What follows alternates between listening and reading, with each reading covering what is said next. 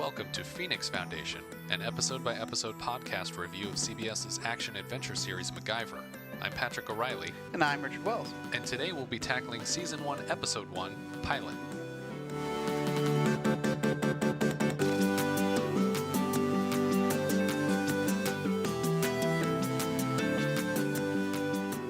This episode originally aired on September 29th, 1985. The director in the episode is Alan Smithy, which is the name they use when a director is embarrassed by a product, usually. So maybe this guy wasn't so happy about the MacGyver pilot, but his actual name, which is available to us because of the internet, is Gerald Friedman. So Gerald Friedman, I don't know what your problem was. I think you did a fine job. Yeah, we liked it. And if you want to be on the show, you can discuss it. Yeah, you can reach out to us through our Facebook or our Twitter account. Our Twitter handle, by the way, is Opening Gambit, all one word. And, of course, we can always be found at phoenixfoundationpodcast.com. This episode was also written by someone named Thackeray Paller, which I don't see that name on much. The IMDb page only had one other writing credit and nothing else. But it's also an incredibly fake-sounding name. Yeah, Thackeray. And wasn't that the name of the cat in Hocus Pocus? Thackeray? Yeah, Thackeray Binks. Or was it Zachary? I want to say it was Thackeray.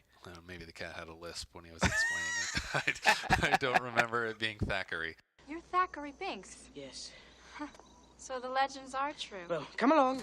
Apparently on eBay you can purchase Zlotov's original 90-minute script because this is an hour-long episode, but he had written it as, I guess, a TV movie first. And most of the dialogue in this episode is actually from that script. So it seems like it's all Zlotov's writing. Have you read the script? I haven't, but I saw it on eBay today. I almost bought it. Okay. But, this is based on someone on one of the MacGyver Online forums had mentioned that they had read the 90-minute teleplay and that it was almost word for word what ended up on screen, except for just things were cut out, not anything extremely important. I'm curious if the opening gambit was in that. I think the opening gambit was a part of what they ended up using for the show. So, quick summary of the episode. So, this episode opens up with the opening gambit of a pretty simple task of rescuing a downed fighter pilot from the top. Somewhere in Central Asia. Somewhere in Central Asia, somewhere. It kind of looked like Monument Valley or the Grand Canyon, but I think it's actually Moab in Utah.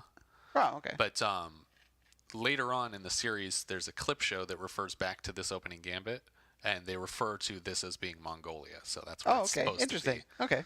Well, I will accept that. So he's sent in to rescue the pilot. Well, he doesn't know there's a pilot. He's basically sent in there to deactivate a missile, but gets the pilot in the end. The actual episode deals with an underground laboratory that a series of bombs or explosions have gone off. They don't know which yet. And MacGyver is sent in because there are people trapped, and it's basically a suicide mission to go down there. And it's his task to infiltrate the facility, or it's not infiltrate. Infiltrate's the wrong choice of words. It's kind of infiltrating because he's having to bypass all the security systems in place, but it's to rescue the workers and to prevent the destruction of the facility by this chemical reaction that's going on. There's an acid leak that's out of control. The containment is out of control. The containment, as they say, is out of control. Acid leak. Level 3. Containment out of control. Acid leak. Level 3. All right. Well, I think on that note, we'll start over from the beginning and sort of break it down point by point. So do you want to start with the opening gambit? Sure. Kind of well, the opening gambit, as it establishes somewhere in Central Asia, it starts off with MacGyver free climbing the cliff face to where the pilot is. First of all, it was amazing that the pilot crash landed on like this mesa. Yeah. That just managed to just bring it down. Or right that the terrorists were able to get up to that. Yeah. Like they all did the free climbing and to they get built up there? a camp. There's a whole camp with big tents, and they built a cage. A tiny bamboo cage for the pilot to live in? If I was a soldier, or, I can't imagine someone, hey, build a cage. I was like, I guess I'll just tie these sticks together. Yeah. I don't know. They teach cage building in the military. But MacGyver starts off by free climbing the side of this mountain in the most obvious gear. He's not in any camouflage. He's in this bright blue. And he's got a big red- poofy ski cap Yeah. on with a ball on the top just blowing around. And honestly, it doesn't look like it's that cold. It looks No, like it it's actually kind of warm. it's entirely aesthetic. Yeah. Like he just wanted to show off. He's peacocking it up this hill. I maybe they were worried that you wouldn't be able to see him clearly. It's pretty close on him. Yeah, it's like it gets on him. It's just like there's this big blue dot. On Honestly, I think it would have been more passable if he was wearing the straight up Tom Cruise costume from Mission Impossible 2. Just like a black tank top would have made more sense than what he's wearing. But once he gets up to the top, he sees that there's a Chinese. Well, I'm assuming it's Chinese soldiers. They could be Mongolian, I guess. Sure. I guess Mongolians are native to Mongolia. Yeah. And so MacGyver's sneaking around, and he finds that there's a pilot still alive. They didn't know he was alive. The whole mission was to go there and make sure that I guess any munitions or weapons that they were going to get a hold of wouldn't be able to be used against them. Chief among them, this missile that was on board. Missile that they have in display in a tent, which I guess it was the only missile that made it, or maybe this plane was specifically carrying a very unique kind of missile. It's a big missile. Yeah. So it may be nuclear. It doesn't even look like it would have fit on that plane, actually. Yeah, exactly. The plane didn't look like it, but no wonder it crashed. Yeah, that's what it was. They didn't Missile's too think it heavy through. for the plane.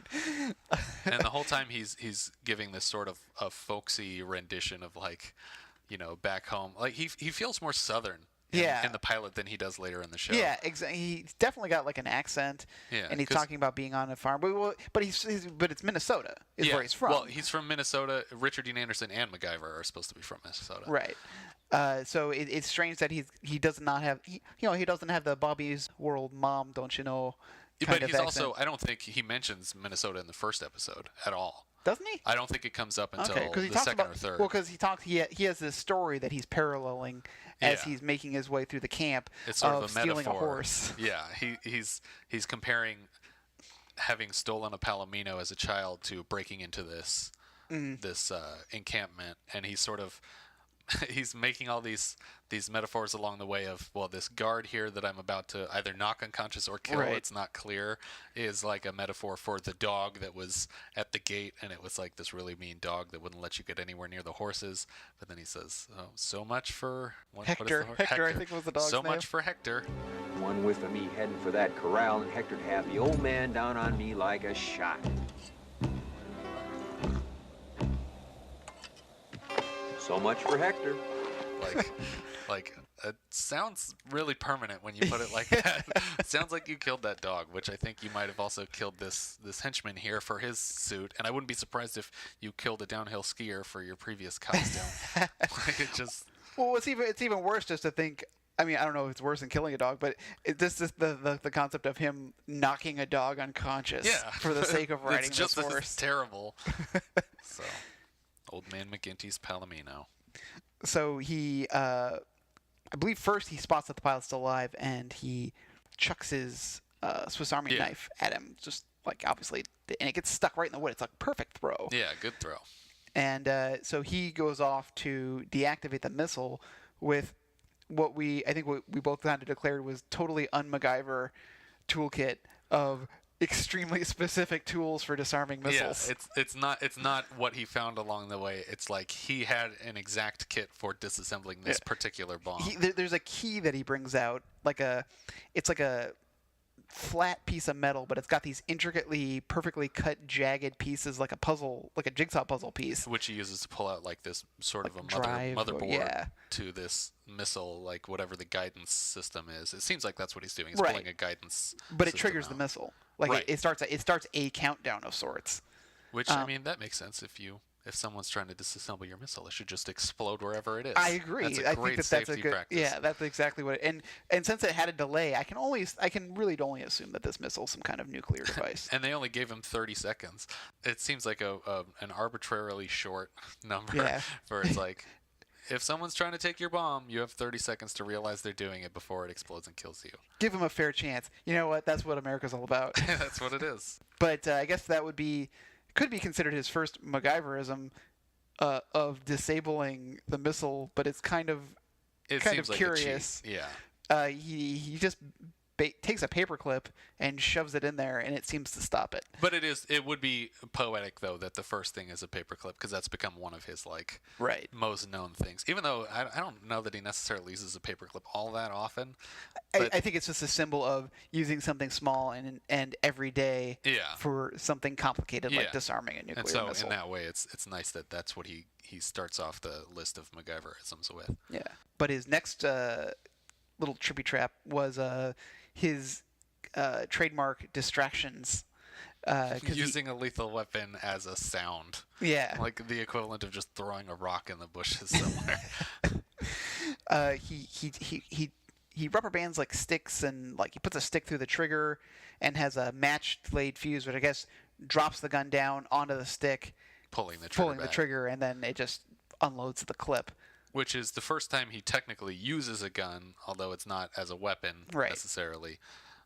But then in this opening gambit, he actually does use a gun as a weapon. Right. He fires back at some of the soldiers who are pursuing him and the pilot. Right, and then he hands it off to the pilot for cover Right fire away. while he builds the flare. he's putting on the parachute, right? Yeah, he's putting on the parachute, and then he's also smashing the flare gun. He grabbed a flare gun from the plane, which was a really big flare gun too. Like Yeah. it was like a blunderbuss. Yeah. You know, it's got like a 1 foot barrel with this big curved opening. Yeah. Doesn't seem like something that the military doesn't seem military grade. It seems like really old fashioned. Yeah, you'd expect it to look like one of those little revolver flare exactly. guns. Yeah, something a little bit more compact to shove in a plane.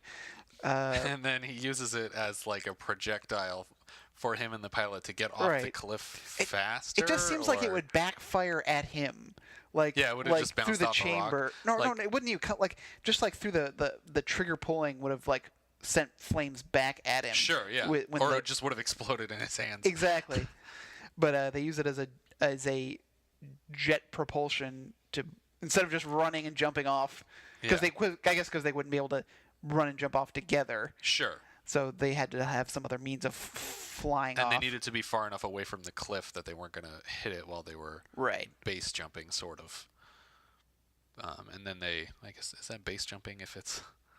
Is base jumping only in a city, or is this Oh, base jumping? I guess this would be base jumping. I forget what B, A, S, and E stand for. But Is each that- of them, is- like B is buildings, and Oh, I did not know that. yeah, there's like a whole acronym for it. I Oh, don't wow, that's know. amazing. I'll have to look that up and plug it in and pretend like I knew it right away. Well, it's building, architecture, Structure and And- other synonyms for building. edifice. Yes. Edifice, beautiful. All right, that's just gonna stay in like that. All right, and then we move into our opening titles. Yeah, the classic Randy Edelman fully synthesized. All the music is fully synthesized. I don't for think the it series. stays synthesized for the whole run, does it? I don't know. I think it's don't remember. synthesized in the pilot, and then it's instrumental somewhere. I don't think it's synthesized the whole time. Definitely some of the other episodes that we've been watching so far have it's all synthesized. That's true. You know what? I might actually be confusing it with West Wing, because the pilot has a synthesized MIDI intro, and then they move into the full orchestral version once the show actually got started. Which is fine. You know, honestly, I really like the old Yeah, kind of MIDI music. The MIDI It's- stuff works fine. And it was weird. I looked up a soundtrack available for sale of, and every track was the MacGyver theme, as composed by Randy Edelman, but and they were all synthesized too. But there were different episodes that like literally applied to specific. It was like, this is the Wish Child theme, and this is the something or other theme. Like there were very subtle differences between Right. different episodes themes. I bought like a long time ago. I bought like a TV show soundtrack. Like it's just famous themes, and the MacGyver one is a really strange MacGyver version that I had never ever recalled. But it's still credited to Edelman. Yeah, I don't know who the credit is actually, but I know I just thought, oh, MacGyver, it's got the MacGyver theme. That's great, and I put it on. It's like, this is not the MacGyver theme. It is, but it's not. It does not sound correct. Yeah.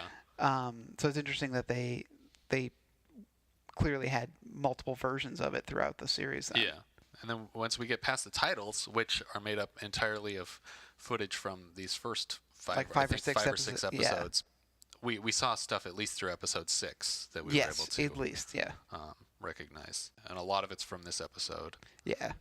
It's actually really amazing that for a pilot that they already they must have had at least most of 6 episodes in the can. Yeah. To probably more, and that this is just what they were able to get and edit together. Well, I'm sure when this was a pilot, they didn't have all 6 episodes written because they might not have even needed a title sequence for the pilot. Oh, so you don't think that this title sequence was part of the original? I think it probably went right from the opening gambit to the show starting. Well, but it's strange though then, because starting in episode 2, Did the titles change? The titles changed slightly. In this first episode, well, because it always starts off with a bomb ticking down, Right. And in the standard opening, it just cuts to a black image with an And then the word explosion in the MacGyver sky, and shoots MacGyver shoots out. In this, it cuts to a still of the bomb exploding from the pilot. Oh, okay. So it actually shows the sequence of the clock ticking down, and then the actual explosion in the episode, and it freeze frames on that explosion. And then MacGyver the word MacGyver comes out. You're right. Yeah, it comes out over the lab exploding. So I would have assumed that this was the title sequence that actually originally maybe they did have aired. that then. Maybe they had something cut together already. They were that confident. Yeah. Zlotov and John Rich and Henry Winkler were sure this was going to be a full show. Good times. So they just went and shot their 6 episodes. The first scene, post-title sequence, is actually sort of an opening shot of the Griffith Observatory, Right. which we're establishing as MacGyver's home. Yes. It seems like. Yeah, he lives at the Los Angeles Griffith Observatory. For those who aren't in the area, very, very famous structure. It's in many movies. Yeah, many Rebel movies. Without a Cause. Yeah, that's probably the Transformers, most to name the famous. 2 best. I love that you're films. putting Transformers. I put them right up on par with each other. But I guess in defense, the observatory was in hard times at this time. That because we know I didn't actually know that. we living in the LA area have been to the observatory since the major renovations were done. Yes, yeah. But yeah, there was a long time where the structure was in disrepair, and so this may have been like they needed some money. Right, but Like- it doesn't seem like he's a caretaker or anything. It doesn't Right. seem like he's there in sort of an official capacity as an employee. It seems like he actually lives there, like it's his home, and he pays a mortgage on it, and he lives in the Griffith Observatory, which has all the scientific equipment in it and everything. It still has Right, a oh, yeah. telescope, and it still has everything. Well, and they're fiddling with it. Like Yeah. The opening scene is MacGyver and his little brother From the Little Brother program. Exactly. Big Yeah. Brother. Like not his technical brother. Technical, biologic. I don't know. I'm making it so. This is a robot. Technical. It's not his scientific brother. But his semi-adopted little brother. Yeah. Played by Shavar Ross, who doesn't appear beyond the pilot episode. And it's them using the telescope, like in broad daylight, which. In their defense, they were looking for Venus, which you can only see in dawn and dusk. But yeah, it was just kind of. It's always weird to see a telescope being used during the day. Yeah. It just bugs me. But it also sets the stage for him being in Southern California. Yes. Like I don't know how often they actually refer to them being in Southern California, Right. but I believe I think later on they do pretty much just say they're in L.A. Yeah. In the Los Angeles area when they actually get into the Phoenix Foundation. And the first couple seasons were actually shot in Los Angeles. I think the Phoenix Foundation. What does it say? Yeah, it does say Western Division. So Yeah. And the Phoenix Foundation, the exterior that they use is in Long Beach. Okay. Actually, the original black building before they moved to what's called the Cube, which is Right. QUBE, which is this crazy looking building in Vancouver, but it's really neat looking. because the production moved to Vancouver, right? Right. Yeah. The houseboat's in Vancouver. The Cube is in Vancouver, and most of the other shots, like they ended up switching to Vancouver because in California, when they were shooting in Los Angeles, they could get to all these different climates and like the woods, like snow, beach, city, but it would take hours to move the production from one set to Right, another right. because Los Angeles is just a nightmare when it comes to transportation. And in Vancouver, they could do the same thing in 20 minutes from each set venue, to yeah. each place, which is why almost everything is moving to Vancouver. Then we move from before he actually gets any kind of assignment, we move to the Kiva laboratory where we're seeing Marlowe arrive. Yes. The Kiva Laboratory is disguised as an abandoned radio station. Right. And so, like, we just see a vehicle arrive, and it's this gentleman, this British scientist, Dr. Marlowe. Yes. He's greeted by Barbara Spencer, the character. Not, Right. Yeah, just important to say. I guess I need to say that I'll probably jump back and forth between referring to people as their actor name or their character name. Sure. And actually, on that note, I plan to make available on our website. It should be available by now. You can download an actual character sheet, which will have pictures, names, and character names for each person on the show. And I'm making a separate. It's just a PDF you can download for each episode. So if you want to follow along on a computer or on a phone or iPad, Right. you can pull it up on your own device and just kind of keep track of who we're talking about in case it gets a little confusing if Yeah. you haven't seen the episode recently. I mean, we'll probably mostly be talking about like the major characters Sure. of the episode. Yes, so it like the won't be- top 5 to 10 people. Yeah, top 15, 20 people. Probably no more than 50 in a given episode. So yeah, we don't know much about the laboratory at this point in the episode, but it is controlled by what they call the Sendrex Corporation, which I'm assuming is a government contracting company. Sure. It seems well. I mean, based on the fact that he's enlisted by the CIA to deal with the issue, it Right. seems like it's definitely government oriented. But don't really know much. It's a laboratory, so you can assume chemicals, dangerous weapons, potentially. But Sure. it seems pretty low key. As much as it is secret, it doesn't seem like there's no real armed security team. Sure. And it's it- not actually. I mean, it's all underground, so you don't really get a feel for the scale of it. But it Right. doesn't seem like a huge lab. It's only 3 stories, and albeit the 3 stories are separated by 100 feet of elevator shaft. Exactly. Yeah. But it's each of the floors of the facility doesn't seem to be that extensive. When you're in the actual lab, it seems like Right. you know, a regular 100-foot room. It's not maybe. Raccoon City. Yeah. Like it's not like the This is Hive not the beneath in Resident Evil. Yes. It's a much smaller facility, probably underground for the safety of. As much as the secrecy. Yeah. So Dr. Marlowe arrives, and they take him down to the 3rd level where we meet Dr. Stubbins, Yes. who they obviously know each other. They're acquaintances, and they've been playing chess via telex, which is early fax machines, I think, right? Or is it telegrams? I'm not even sure. I'm assuming it's some kind of phone-based messaging system. The but letter physical. X usually indicated something very high tech at Yeah. the time. But of course, this is like a modern twist on the chess by mail. Yeah. Like, instead of doing, obviously, it's much faster These now, are too. scientists with a lot of equipment. They can send Exactly. messages back and forth. Very high tech. My favorite, I've seen this episode many, many times. And knowing what's coming. Yeah, knowing what's coming. But what I was really paying attention for this go around was like just some of the dialogue. I had the subtitles on. And Dr. Marlowe is describing Dr. Stubbins' recent move as pure suicide. Yes. And so I was like, oh my gosh, this is so great.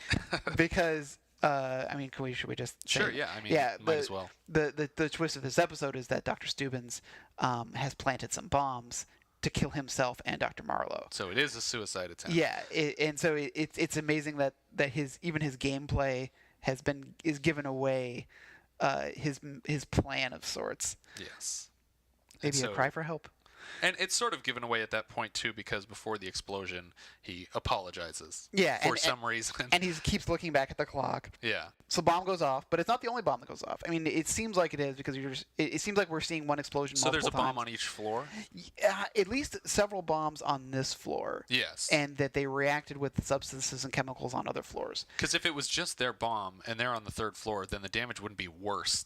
On Yeah. the 100 feet up and 100 feet up from that. It started off a chain reaction, but there were multiple explosions Yeah. that occurred. And obviously everyone's thinking it must be some kind of accident because it'd be impossible to get a bomb in there not knowing that Dr. Stubbins had snuck in, because we've seen rigorous security for guests in the Yes. form of a circular a laser that beam. would tell them if anything was wrong. I'm assuming it's some kind of scan. It's got to be like a full body, like molecular scan that would be Yeah, like, but- there's an explosive device on this person. Yeah, but oh my God, the 80s. 80s like scans like that. Like it would horrify me. It'd be like getting a CAT scan. You just suddenly you have a tumor growing before you're even on the elevator.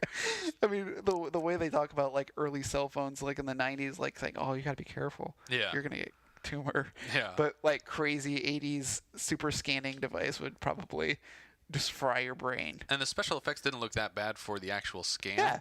Yeah, because they must have had some kind of fog in the room in order to show the laser.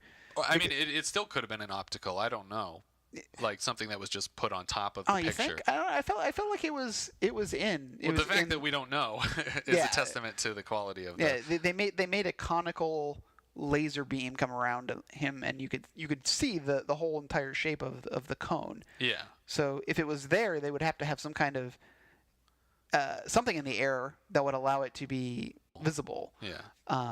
Unless the camera picks it up. But. And it plays in striking contrast to the special effect they use for traveling between floors in the elevator, which is like I've never seen chroma key used to imply an elevator's motion. Right. It just seemed it was weird the way they did it. Like usually it's just like you have one thing sort of drift by in the background, but it's like entire footage of laboratories that's rear projected behind these people. Right. And it's totally blurry and out of focus, and the people are like the wrong size in relation to. Yeah. It also really just seems weird that the elevator just overlooks the each other of the labs. laboratories. It's such a secret area, but everything is completely open once you're on the other side of it. It's like the friggin' Jurassic Park sit down tour with Mr. DNA as it pans you through the labs. This is our secret lab. Yeah, this is exactly how we did everything. If I was other genetic scientists in Jurassic Park, I'd be like taking photographs of everything that was going on. Not a good idea for a park. Not a good idea for a lab. The bombs go off, and we cut back to MacGyver and his little brother at the observatory. Meanwhile, the brother's not there, I think, for this scene. It's just the helicopter landing in the front of the observatory with Gantner getting out. Correct. And MacGyver obviously knows him. I would call Gantner his handler. Yeah. Or because they seem to like have a working relationship. I mean, in as much as he refers to him as Gant, right, as opposed to Gantner, which is his full last name. Yeah. And gives them the mission briefing of bombs it off. There's toxic chemicals leaking. Whoever they send down there probably isn't going to come back up. Perfect MacGyver plan. Yeah. And so we move back to the Kiva. And so we have Lerner brought him in a helicopter, which... Yeah, this was really interesting. The helicopter was a modified, I believe, French helicopter. I read this online, and it was actually used for a movie called Blue Thunder, which I do not know about. I'm not familiar either. But it was the French helicopter was modified with an Apache-like cockpit, which is why I was trying to find it online. Like I was trying to, I wonder what kind of helicopter. Because you saw 3 people get out of the helicopter. Yeah, and I was like, well, I don't think an Apache. It'd be very uncomfortable if it was an Apache helicopter for 3 people to sit. It could be done, but it wouldn't be a fun ride. Sure. Plus, it seems odd that they a perfectly fine passenger helicopter landed at the observatory and could definitely have the range to fly to New Mexico. Is that where the lab is? I thought it was either Arizona or New Mexico. It was Southwest. Right. Yeah. Like that would seem to be a much more comfortable ride, but at some point they switched helicopters to a more military helicopter. I didn't realize that. It's a different helicopter? Yeah, it's different from the one that lands. The one that lands is, like I said, like some more passenger. So maybe Gantner doesn't even leave with MacGyver. They send another helicopter. No, because he's there. They both get out of the helicopter together at the Kiva. Oh, okay. That's why I was curious why 3 people were getting out of the helicopter. Yeah, and that they had to involve 2 helicopters in this transportation of MacGyver. But the Apache-like cockpit was just, if you ever look up an Apache, it's like very geometric. It's not rounded. Yeah, it's like stiff edges, polygons all around the outside. But that was just added to this helicopter, which could actually seat 4. Yeah. So it was a little like. I was like, I was going to be all like on my high horse saying that, you couldn't fit 3 people in there, but then I learned that it was going to be a nitpick, and it turned into a factoid. How amazing is that? So MacGyver's introduced to the colonel who's in charge of as far as military security, right? Because the whole abandoned radio station is now surrounded by military trucks, fire department, Yeah, they've medical. given up any semblance of being a abandoned radio station Right. now. There's military personnel surrounding the place. There's fire trucks. And there's ambulances. Yeah, So it's like you they're can't- ready to take people out. Yeah, there are people who are wondering, why are there all these scientists at this abandoned What radio happened station? at the radio station today? I wasn't listening. And then we meet Dana Elcar for the first time. Right, which Not is as Pete. Yeah, not as Pete Thornton. A completely different character who's kind of a borderline jerk. Like, it's like his first words to MacGyver are, "Oh, you must be the screwball." This is the screwball here. It's like, yeah, he's the guy who's willing to sacrifice his life to go down and rescue your people. Yeah, and they definitely, intentionally or otherwise, wrote a lot more character. I don't think he's improvising this stuff. It seems like they just gave him that attitude for Yeah. the show. But he's definitely, in terms of the people that are speaking with him during this mission, he's the most entertaining. Yeah, well, and Dana Elcar, I mean, no offense to the other people who are on the show, but Dana Elcar is in stuff. Like, Yeah. he's Well, I feel like Lerner did stuff before this too. Maybe yeah, he didn't. Lerner's in a lot of stuff too. But now he is. yeah. I feel like nowadays he's the more recognizable face in this pilot. I mean, I would say that only because Dana Elcar passed away. Sure, but, that's true. Didn't have a chance. But early Dana Elcar stuff, like I know, like 2010, and he was in All of Me with Steve Martin and Lily Tomlin. Right. And so, like, I recognize him. I recognize him from MacGyver. Yeah. But he had done other things. And to be fair, I mostly recognize Lerner from Mayor Ebert in Godzilla. Like, for some reason, that's my first thing that I go to in my head. I do like your Barton Fink reference, though, on your character yeah. sheet. Because, like, yeah. He was also in Barton Fink, and everybody's great in Barton Fink. But Yeah. he does an excellent job there. So, MacGyver, gets briefing, makes the decision to go down through the elevator shaft, which they tell him is protected by 10,000-watt lasers. Which seems like a huge waste of electricity. Yeah, when I all mean- they really needed to do was weld the ventilation shaft shut to keep Yeah. people out of the elevator shaft. I mean, I understand you need to have security in the elevator, but Doesn't your conical laser handle that? yeah. Why do you need this additional laser? It's a 3-step process. Yeah. If you guess you get a deal on lasers. Right. I don't know, like laser elevator shafts is not anything new. I mean, But it's something to look at on a TV show, I guess. Yeah, I mean, like it's like, yeah, if I would have lasers, Yeah. like, because lasers are cool. And Well, it immediately reminded me of the Andromeda strain, where after this, like, they've gone through all these different layers of security to get to the basement of this thing, and then suddenly they need to get out as fast as they can. And when they're ascending, they end up getting trapped in by lasers. And it's kind of a very similar situation in that they're this underground laboratory with very segmented steps to it. And he's having to do the same thing where he touches the laser, and it's not like it's a tripwire; it's an actual laser intended to hurt someone. Right. And then he ends up deflecting it. with no warning, by the way. Right. Like, I mean, like, it's not like if you were a burglar or a spy. Yeah, you wouldn't see it even. Yeah. So you just be like walking into a room, and all of a sudden, Yeah. you just It's get kind of like the seared. beginning of The Cube. Oh yeah, little bit. totally. Guy just gets like cubed. Yeah, which he's is straight up funny cubed. because of the opening. Or you think about like Resident Evil with the laser chamber. Oh, right. But they can see that But one. yeah, It's that one's almost more terrifying. Yeah. So MacGyver had borrowed some cigarettes from Not Pete to Not Pete. What is Not Pete's name in Andy here? Coulson, I believe, Coulson, is that's the right. character. Yeah, He's this the is chief of operations. Pre-Pete Thornton, Dana Elcar. Yeah, because I mean the Phoenix Foundation doesn't even enter into it for a while. Right. Is he only a member of the Phoenix Foundation? I thought he actually comes on board before each of them joins up with the Phoenix Foundation together. I could be Well, mistaken. he's the head of the Phoenix Foundation, so I wouldn't imagine he just joins up with it. Okay.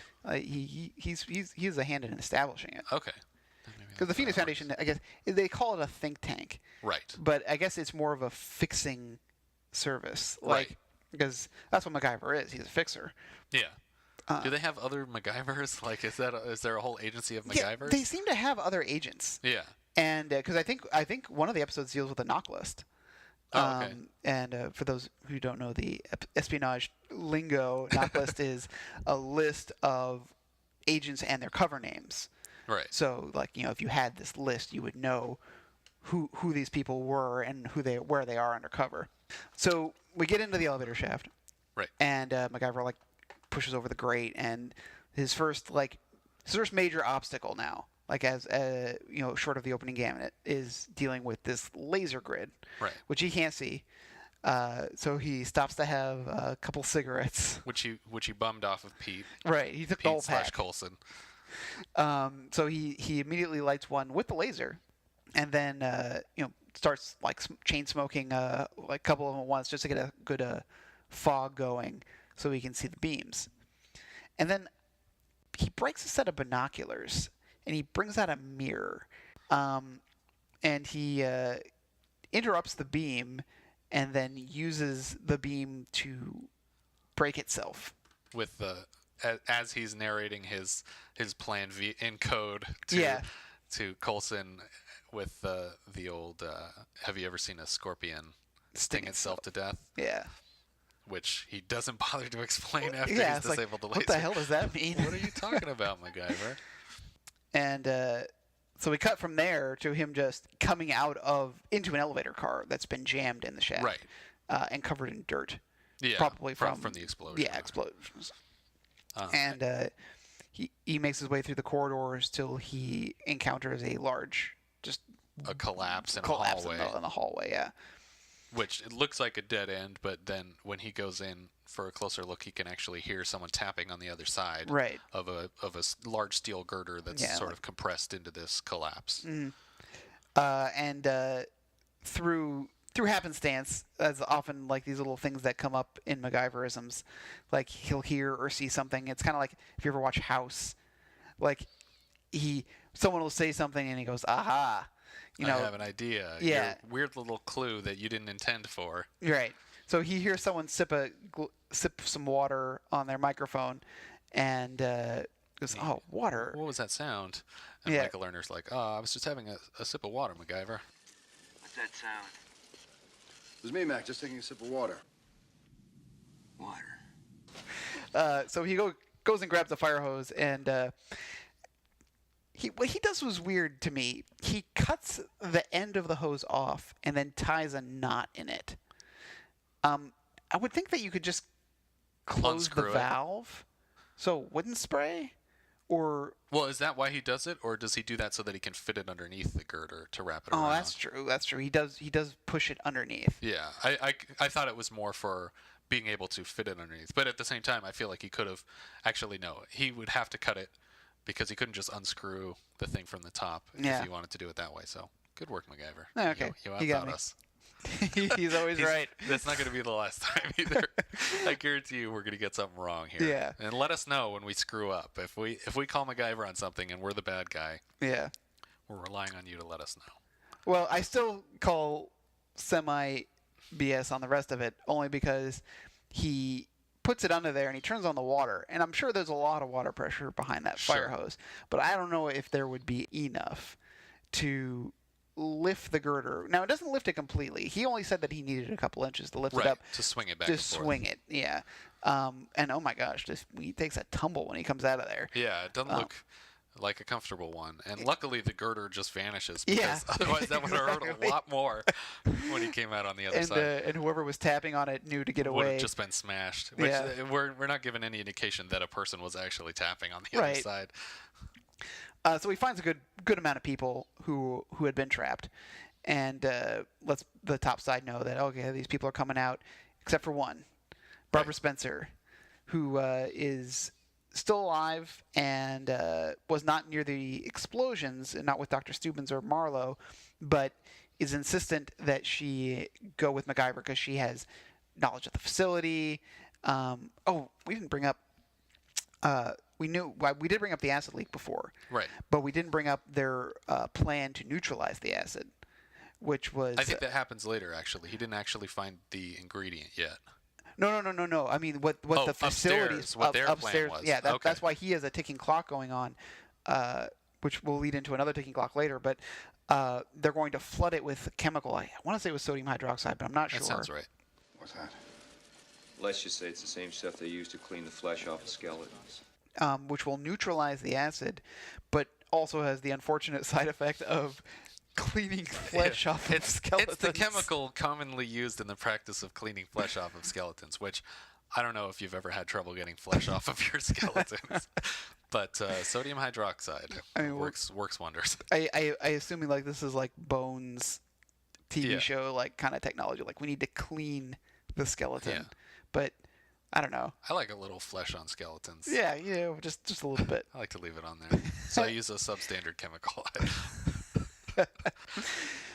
So he tries to tell her that, you know, oh, by the way, you know, this may be a one-way trip, but she insists. So they get moving on together and climb down this. I'm not sure what they were climbing down. It's in a hole, but it seems to be like a series of wires and support, some kind of support structure.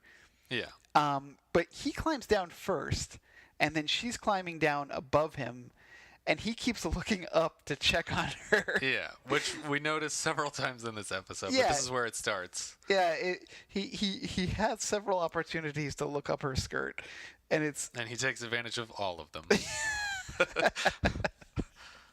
that's MacGyver. Yeah.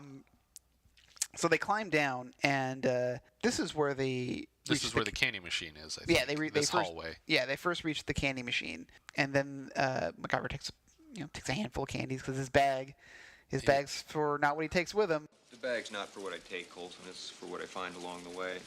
And she just thinks he's a jerk. Yeah, it is. It's like, oh, chocolate. And I think his purpose in taking it isn't, he doesn't have any like chemical idea in mind. There's not that's not his Right. motivation yet. At this point, he just thinks we're going to need energy, assuming for some reason that they'll be down there for weeks. Yeah, because they not knowing that the stuff that's going to be poured in there any minute Yeah. now, which again begs the idea they'd have to pour an awful lot to completely Fill the entire. because it's going to have to make its way down. Right. Because MacGyver had to make his way down, so a fluid's not just going to like. Well, they could just dump it down the shaft. Maybe it'd start at the bottom at least. Yeah, that's true. Just fill it from the bottom up. Yeah. And they come across a fire door that's been closed. Right. And she's going to go try to open it, but he does the whole backdraft thing. Go check that door for heat. Yeah. And he picks up like is it a wooden rod or something? Yeah, it's some kind of stick. He That just, finds a stick you know, in the the middle. kind of stick you find in a 200 feet below in ground. a 200-foot below ground lab. Yeah, and he presses it to the door and it immediately catches fire. Yeah. So the other way around is through quote unquote the gas chamber, Right. which is where they do research with exotic gases. Which, in criticizing the lighting for this scene, reminds me we should bring up the fact that Tak Fujimoto actually was the DP Yeah. for this episode, which you noticed in the credits. Right. He's not listed on the way into the show, but it's in the post-show credits, Tak Fujimoto, and I don't know that he continued on as their DP as a regular for the series. Not that we've seen yet, anyway. And most of the photography, I would say, is great. And the opening gambit's probably better photographed than the rest of the show. But for this scene in particular, the stuff in the gas chamber seems normal. It's like lit, just sort of sterile white. But then where they are, it's like everything's like purple and it's like lit up in this weird fluorescent color. It doesn't seem like a warning light's going off or anything. Well, they encounter a series of airlocks that are open. Right. And she says, "Oh, it's strange that these are open. They should have closed." And then all of a sudden they start closing. Yeah. And then they're trapped in a room between some kind of an observation room. Right. But they're sealed in now. So their only way out, because they try to open up the airlock doors from up top, but their only way out is through the gas chamber now. Which they can now see through the window. They have a clear view of all these dead scientists in the laboratory that have all been killed by this gas leak. Yeah, and you can visibly see a gas. It's like there's a white fog of dry ice like fog on the ground. And this is nearing the end of MacGyver's ability to communicate with the people upstairs. Right. And their plan at this point is to get the pumps started to get all the air out of the laboratory so that they can move through it. Right. To get down another floor to where Marlowe and Stubbins are. Or are they on the same floor? I think they're still down another floor. Okay. But it seems like if you suck all the air out of the room, it's just a vacuum. It's just going to be as bad as if there was they toxic open the door gas. and just get sucked right in.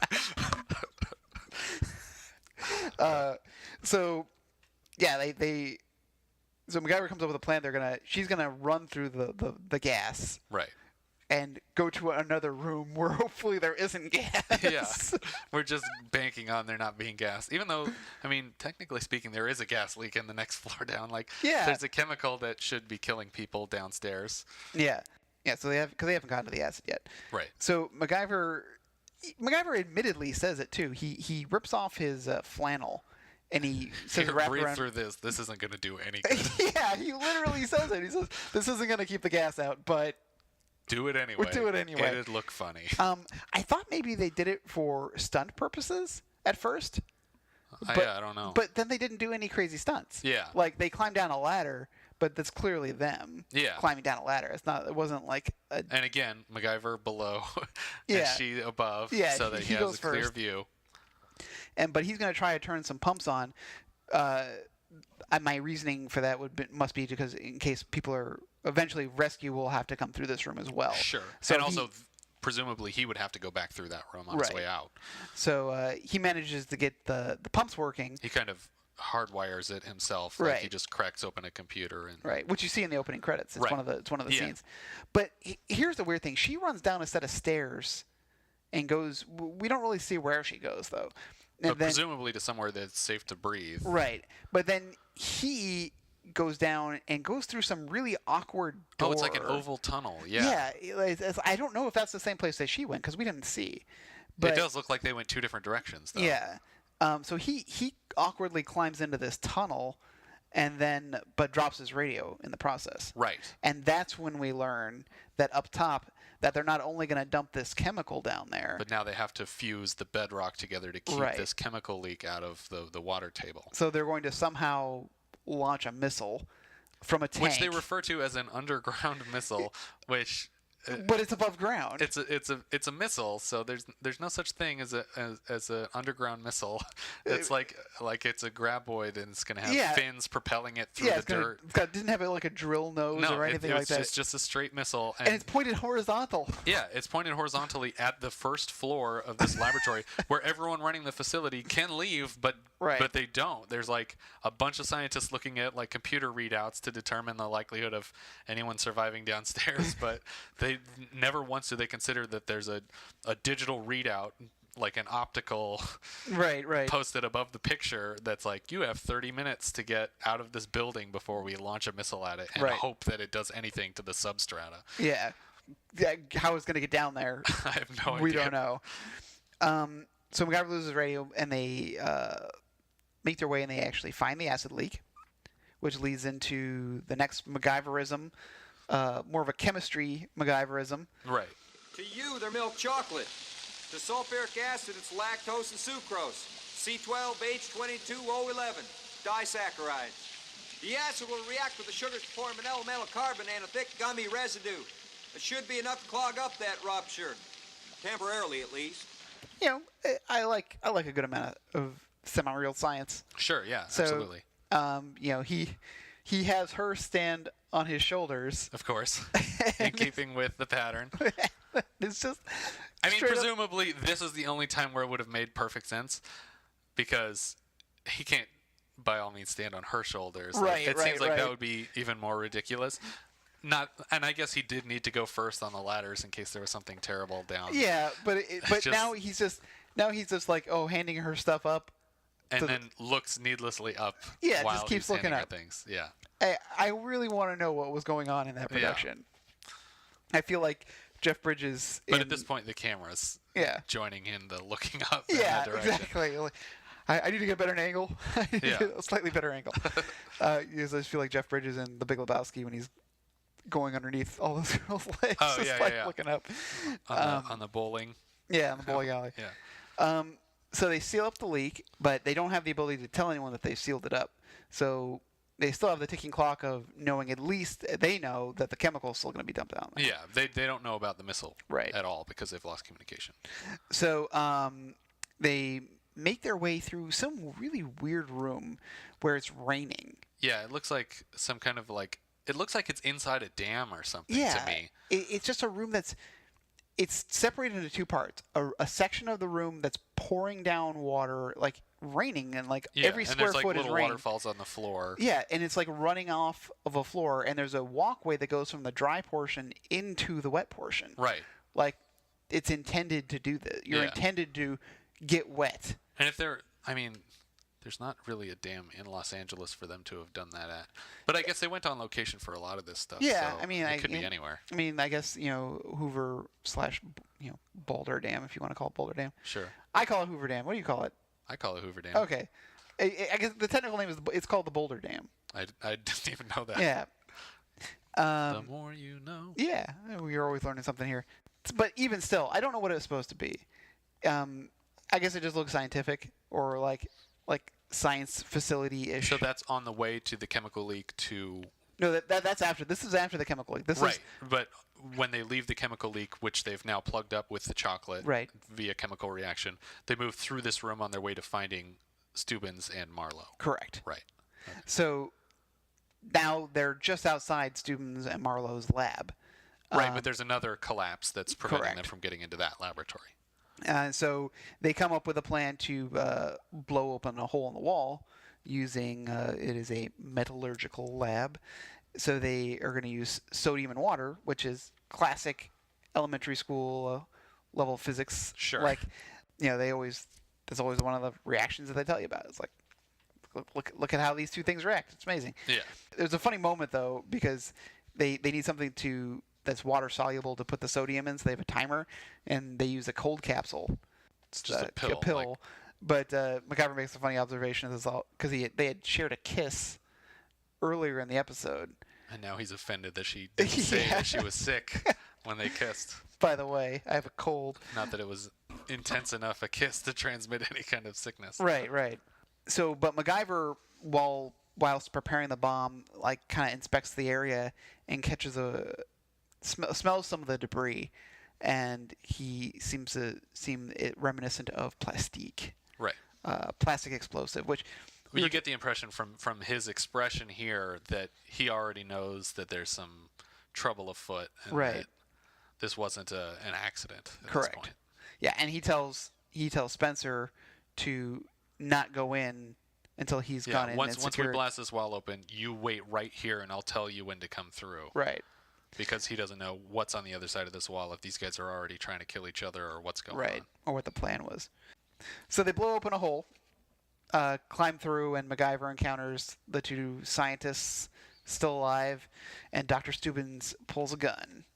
Because even though they've been locked in this room together this whole time, he didn't think to finish his plan of killing himself and this other scientist until rescue was imminent. They've had time. He's had time to get over. He's been conscious for like 20 minutes now. Yeah. After the explosion, and the gun's just sitting there in a drawer in the lab. It's not like it was hard to get to or anything. And as soon as MacGyver comes through, he whips out this gun and sort of monologues. He explains his entire plan. And that his entire plan that he's discovered a way to destroy the ozone layer of the Earth. It's like a chain reaction of explosions, and the UV rays would kill everything. Right, and this plan was at the behest of the company. Right. Like they wanted him to weaponize it, and I guess he did. Even though he was against, or was he on his way to weaponizing it when he decided that he couldn't continue? Or maybe he discovered that they did want it to be a weapon. Oh yeah, he had just found out, like Captain America, breaking into S.H.I.E.L.D. and oh my gosh, this is what they're planning. Yeah. So, so his plan was to kill himself, but also the other scientist in his field, which was Dr. Marlowe. Yes. So like at least no one would be able to duplicate the work anytime soon. Right. And according to his explanation, he set the research back 20 years. Yeah. With this series of explosions. At this point, Spencer comes in. Yeah. Against MacGyver's wishes. And he hashes out his plan, and then he's gonna do it. Dr. Stubbins is gonna kill Dr. Marlowe, but Spencer steps in and takes a bullet. And which MacGyver chastises her for. Yeah, it's like, you idiot. That was dumb, Spencer. Very, very dumb. But it's like, what should she have done? Like, you should have just let him kill that Nobel Prize winning scientist. I don't understand. MacGyver should have taken the bullet. Yeah, exactly. And he quickly subdues Dr. Stubbins, obviously, because he's injured and old. Yeah, he's like a feeble old man. He just grabs the gun and kind of pushes him. He doesn't even knock him completely over. He just kind of pushes him back a step. Yeah, that's all it And takes. then he rushes to Spencer on the floor and calls her an idiot. In fact, I don't think we see them ever again after this scene. Maybe not. Because maybe we move right to him, like...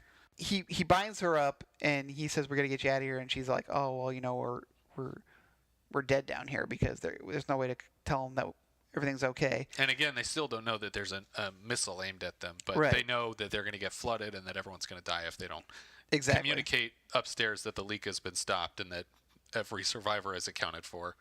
I can't remember what she said. She gives MacGyver one of those aha moments. Like she says something Something about the lights. yeah, or the power. There's got to be some way to contact the surface.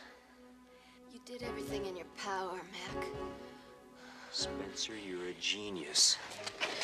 But he has that moment and he runs back through the facility to the generator room or the main breaker room and just finds a big machine that says main power. Lights on, lights off. Yeah, and he proceeds to start like Morse code tapping through, and so like, you know, people upstairs are seeing the lights go on and off, and this one guy is just totally on it. He's like, from the first blink, he's already like trying to read it. Yeah, so like he starts writing stuff down, and everyone's like, "What's going on?" He's like, "Morse code." It's Morse code. I'm writing it down. Stop talking. I need to pay attention. Is that a dot or a dash? Now I'm talking over it. And so he managed to get a signal through saying that they stopped the acid, so they don't have to dump the chemical, and that everyone's safe, so they can stop Abort everything. the launch. Yeah, so which we're now within 20 seconds of the launch Right. happening, and no one has left the facility Exactly. that is about to be hit with a quote-unquote underground missile. Underground missile. Being Whatever fired that from a means. tank. Being fired from a tank directly at their building. And not everybody there is serving a purpose. I mean, they're lucky Morse guy didn't run off. Yeah. But there's maybe 4 people in that room who needed to be there, and there's Yeah. about 30 people in that room. Yeah, well, you know, I guess this is how you make the facility stay secret. Right. Bring all the ambulance and firemen back in. Yeah. There's coffee over here. So, and we immediately cut from that to their topside. Right. And Spencer's on a gurney, but again, I don't believe we see Stubbins or Marlowe. No, probably not. And here's the thing, she's gut shot. Maybe it Right. just grazed her, but If it's a gut shot, she should be dying in about 3 days. yeah, I mean, because the amount of time it took them to get down, now they got to wait for rescue to come all the way down. Yeah, and part of that was a rope ladder that Yeah. they're going to have to take her up an elevator Yeah, shaft. so MacGyver's going to have to wait for help to come get her, and then make the process of getting her out. Yeah. They glossed over all that really quick. Yeah. But she's okay, and they kiss again. What's a cold between friends? Yeah, and Puts her in the friend zone. puts her in the friend zone of aka the ambulance. That's what I call the friend zone. And it pretty much that's the end of the major plot. And the implication is almost that these 2 scientists have been released to continue their world-dooming research. Yeah, I mean, and that MacGyver has essentially set us a death date. Yeah, That is- MacGyver did only a disservice to the world Yes. by letting these guys live. Yeah. So we're all going to die. And it's MacGyver's fault. Oh my God! Episode 1, MacGyver. How MacGyver killed the Earth. And then we move back to... Him at the observatory. Back at the observatory with his little brother playing a game of basketball. Right. And never to be seen again. Never to be seen again. Until today, when you got a chance to actually speak with him. That's right. And why don't we play that for you now? Thanks again so much for speaking with us today. No problem. How did you first become involved in the MacGyver pilot? The MacGyver pilot, which I was so excited about at the time, I believe it was in 1985. It was Henry Winkler's project. You remember the Fonz, of course. I know Right, you guys yeah. know all about that, but he was, I believe, the executive producer on the show. And I just remember going out for my first audition, and then from then on, we I mean, you're talking about, I don't think I've ever been on so many auditions in my life. This was, we went before the network, Richard Dean and I, because the original show, was about this action guy, who had this sidekick, and that's what I remembered, the pilot, and was my character, I believe Reggie, was supposed to be his sidekick, and we were supposed to travel and go through all these adventures together. And so we just had to audition after audition to try to convince the network that we were the right, I guess, actors for the job. Sure. And I just remember going on so many different interviews, just going on, callbacks, and then going before the network. And Richard and I we just clicked. But unfortunately, once the show got picked up, I did a lot of promotion for the show, Richard and I, and we were at the ABC affiliates parties and just doing a lot of promotion. We were doing nonprofit stuff, at Henry Winkler's house, just promoting the upcoming series. And then all of a sudden, once, we got they got the episodes, Henry Winkler actually called my home. My father had to give me the phone, and he told me, he said, unfortunately, we're going to have MacGyver kind of be on his own, and he's going to go on adventures and have love interests, and we're going to have to drop you. And I just remember being so upset about that. And but it was great to be a part of just the whole prepping for the new show. Sure, yeah. From what I understand, the original 90-minute version of the script was completely shot. I was curious if there were any other scenes of yours that didn't make it into the final cut. That's a very good question. I actually saw a clip. I'm not sure. I think it might have been from you guys' either blog or website or something, but I barely remembered that. But yes, they did. I think they cut. I'm not sure. They cut. I believe they may have cut something, because it was pretty established in the pilot that it's like you knew I was going to be on every episode, but for some reason they kind of did something in the editing to where they kind of like, oh, okay, that's just one of his little brothers, Yeah. But yeah, it was something else in there. I don't remember what it was. Do you happen to remember how they were going to explain that you were able to travel with him to other countries to solve problems, or? That's a very good question. This is all I remember when I was a little kid, that, somehow Reggie was going to be, a part of this whole thing. It wasn't because, when you go for the network and you're on every, you're this little black kid and you're just on every week. You can't just have him going on adventures by himself. Yeah. And then he's just coming back to this little black kid on the weekends. That would get kind of stale after a while. Yeah. So I know Dana Elcar and Michael Lerner were a part of it. I just somehow, I don't know how they were going to do that, but this is how it was presented to me when I was a kid, and this is the reason why I was so excited and so crushed when when the series when they let me go. So I don't know if that was because sometimes what people do, and I don't think they did this intentionally, but I think that's what they were trying to. I don't know if it was because they were trying to have more diversity at the time, but sometimes television producers will present a certain storyline to the networks, and once it's picked up, they kind of almost do what they kind of want to do. So I don't know if that was just what they were just trying to convince the network of, hey, we have a black kid in this and he's going to be doing all kind of stuff too. So I don't know. Do you have any other fun memories of your time on the set? We worked at the Griffin Park Observatory. That was fun, shooting that scene. Yeah. The most fun I had was just hanging out at Henry Winkler's house, and he had this, I forgot what nonprofit organization it was, but I mean, everybody was just so many different people and celebrities were there, and it just I remember specifically meeting Scott Baio at the time, and we really, really hit it off that day. But he had something at his home to where it was, I think it was something for kids or underprivileged kids. I'm not sure what it was, but I remember specifically being at his home and promoting the new show, and it was just great being there. And then the ABC, I believe, affiliates party where they present these new television shows to all of the affiliates, and that was fun being there. So we kind of was able to get up and talk about the show a little bit, and they had all the little clips of the upcoming show.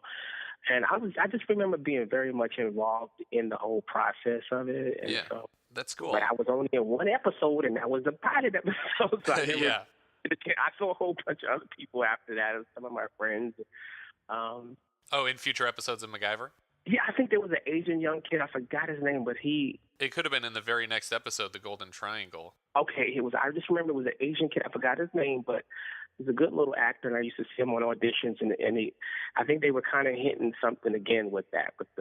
I don't know what happened with that episode, and I think even my friend Danny Cooksey. Yep, he was in season 2, episode 8, Eagles. Oh wow, you're an expert at this. My goodness, you're good. Wow, you're a true fan, aficionado of the project. That's great. Well, that's right about where we are on the show right now. So yeah, that's our most recent episode. Yeah, so I was 14, so I just remember being in school and just I was just so excited. I was just very excited, but I was very crushed too. But that's part of the business. It's happened to me many times before where I think I've booked about maybe 5 or 6 different television series, and it either didn't, flourish or it just got canceled or never even aired. So yeah, and actually that same year you ended up playing another Reggie in Friday the 13th Part 5. Yes, I was thinking about that the other day. I said, "Wow, his name was Reggie too." Have you ever considered the possibility that MacGyver and Jason Voorhees exist in the same universe? Well, you know what? Isn't it? I believe what's so strange about it. I believe that was Paramount, wasn't it? MacGyver, was that produced with Paramount? Yeah. Okay, so there's something going on there. I don't know. Maybe they said, "Oh, the kid, we dropped him, so maybe we'll give him Reggie." I don't know, keep his name or something. I don't know. It's really weird how they do things like that. But no, I don't think they had anything to do with each other. But I do remember, I believe it was Paramount Studios that produced it. Or I know they went off to Canada, too, to save money. Yeah, after season 2, they moved up to Vancouver. Yeah. So, and that would have been fun. Oh, I would love to visit Vancouver. Yeah. I'm going to drive up there. Do you have any fun memories from the Friday the 13th set that you might want to share? Oh, all kind of memories. That movie, the whole series, of course, particularly Ours, because Ours was kind of like the different, movie installment where they found out it wasn't the real Jason. So you have people that, the movie sucked. And then you have the other people that are like, no, it's just like, so different from the others.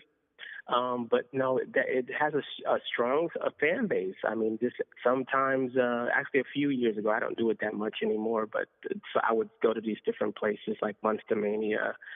I haven't been to Chiller yet, and just to, sign autographs all day, and you would just be surprised at all of the people, that come out to these movies to get autographs and to meet the celebrities or what have you. I remember John Landis was there, and the director, and he had a long line, like all the way around the block, for people to meet him. And so it's fun to be a part of those, those things after so many different years.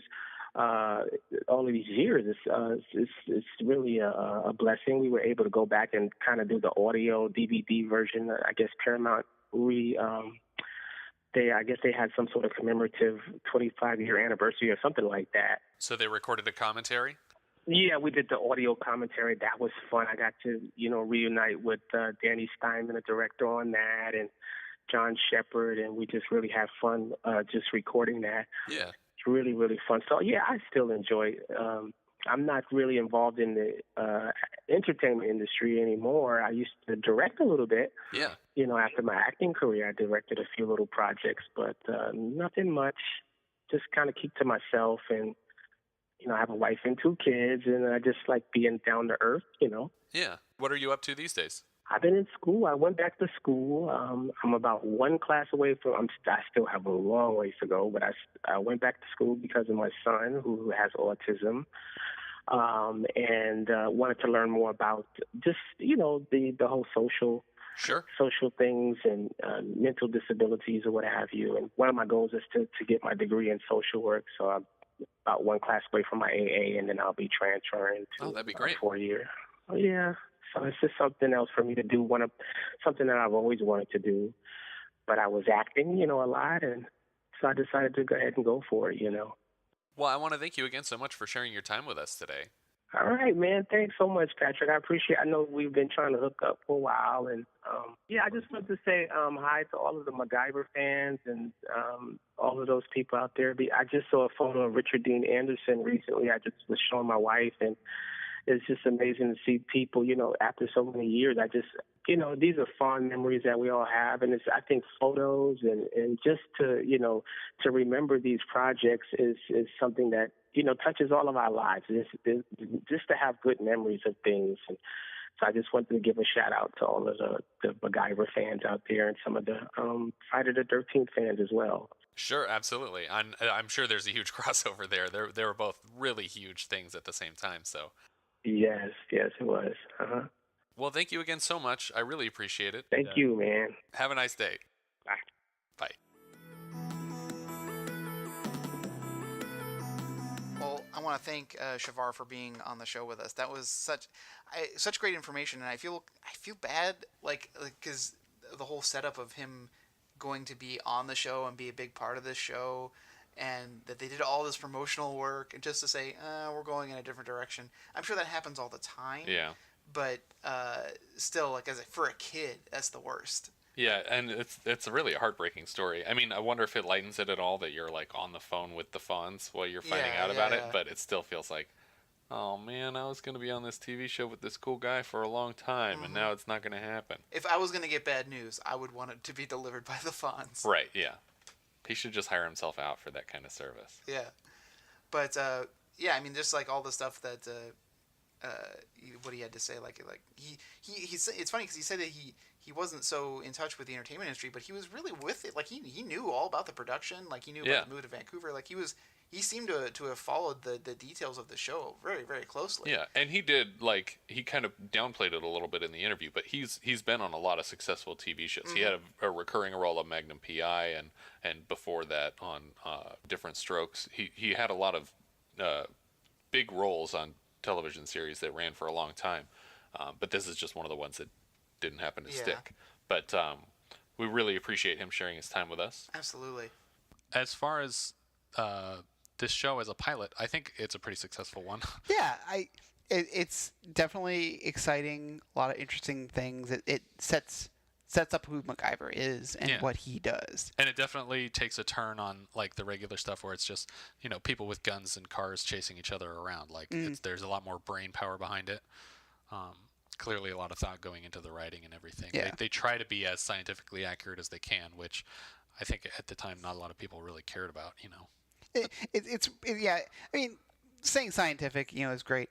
It's a lot of it's more like the ingenuity level of obviously you have to know the science behind what you're doing. Being able to take random objects and then put them together in a way that's not as putting things together in an interesting way. Sure, I definitely would have picked this show up if I was one of the people who pick shows. Right, but yeah, I think for sure that this was, and it also could have easily have been a TV movie. In fact, I think if it was made today, it probably would have been. I feel like I've heard talk of them doing a follow-up MacGyver thing as a TV movie back when they were still talking about doing it as a theatrical release. Yeah. Which very unfortunately never happened. Because I would have loved to see Richard Dean Anderson in a MacGyver feature film. I think my only concern would be because I have not seen the TV movies for MacGyver, but they all seem to be very Indiana Jonesy kind of adventures. Oh, okay. And it's the lost treasures of something or other. Yeah. And it's just oh, okay. That's what they decided to do. That librarian franchise. Yeah, exactly. Was that Noah Wyle in that? Yeah. And I guess that would be my concern, if they had made a feature film. Yeah. I mean, there's still at the time of MacGyver, there was still plenty of Cold War stuff and espionage stuff that they could have done. Sure. But I feel that they probably would have gone more Dr. Jonesy. It's funny, in my head, actually, I was trying to think of shows that are along the same vein, and the first one that came to my head was the Young Indiana Jones Chronicles, which I think actually took over the time slot when MacGyver got canceled. Huh. But the show didn't last very long. But I remember enjoying the episodes I saw. Of Young Indiana Jones? Yeah, it was an okay show. It was interesting. I mean... I think it probably had a lot of money behind it because it was an important franchise for them. It was just Tintin really, but with Indiana Jones. Sure. Like, But there wasn't really an action adventure period piece on TV at the time. So I just thought in that it was about was it 30s and 40s, I guess, that the Young Indiana Jones Chronicles took place, or 20s? Oh, no, 20s. no. Yeah, it must have been like the teens of the 20s because he's around in World War II as Harrison Ford, so he had to be. Because Raiders takes place in 35, I think. Oh, okay. So yeah, it's probably like 1915, 1920, somewhere around there. All right. Well, I think that about wraps it up for our inaugural episode, season 1, episode 1 pilot. I hope you enjoyed the show, and again, you can reach out to us on our Twitter account.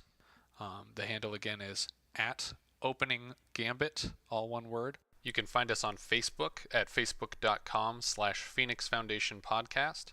And of course, you can always find us on our website at phoenixfoundationpodcast.com. Stay tuned for our next episode. We should be posting a week from today, and that will be Season 1, Episode 2, The Golden Triangle. Sounds exciting. Doesn't it? Thank you for listening.